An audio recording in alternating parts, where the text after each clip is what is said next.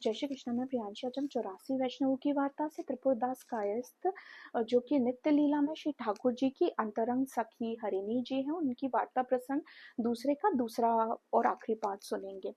त्रिपुरदास जी का एक नियम था कि वे सबसे पहले श्रीनाथ जी का चरणामृत ग्रहण करते थे, उसके बाद ही कुछ और पाते थे। तब जब उनके पास श्रीनाथ जी का चरणामृत खत्म हुआ, तब उनने मन में विचार लाया कि अब मैं कुछ भी नहीं ग्रहण करूंगा, जल भी ग्रहण नहीं करूंगा, और जब तक मेरी देह चलेगी मैं इस देह से काम लूंगा।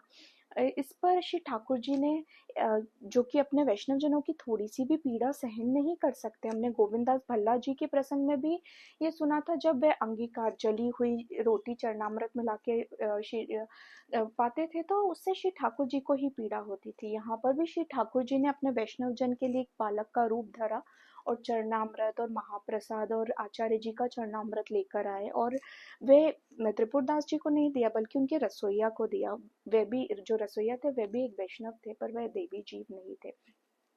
इसके पीछे का भाव ये था क्योंकि श्री ठाकुर जी अगर त्रिपुरदास जी को देते चरणामृत और महाप्रसाद, तो त्रिपुरदास जी समझ जाते ये श्री ठाकुर जी हैं और उन्हें इससे क्लेश होता, इसलिए श्री ठाकुर जी ने अब उस रसोइया को महाप्रसाद दिया।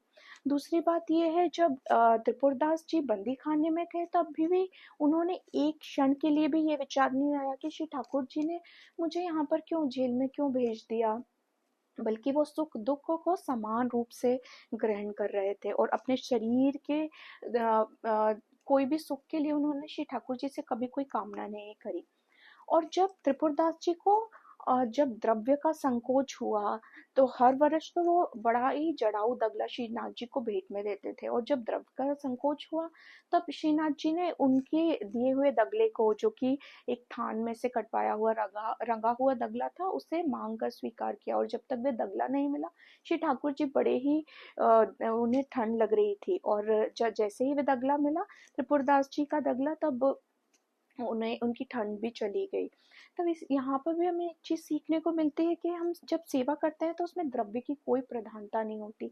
श्री ठाकुर जी आपके भाव को, आपके प्रीति को ग्रहण करते हैं। जब विरह प्रीति से दिया हुआ दगला उन्होंने मांग के अंगीकार किया, हमें इस वार्ता प्रसंग में ये भी समझ में आता है। हम और त्रिपुरदास जी ऐसे भगवदीय थे, वे अष्टपहर श्री ठाकुर जी की मानसी सेवा में रहते थे। उन्होंने अपने घर में श्री ठाकुर जी की कोई सेवा नहीं पधराई थी।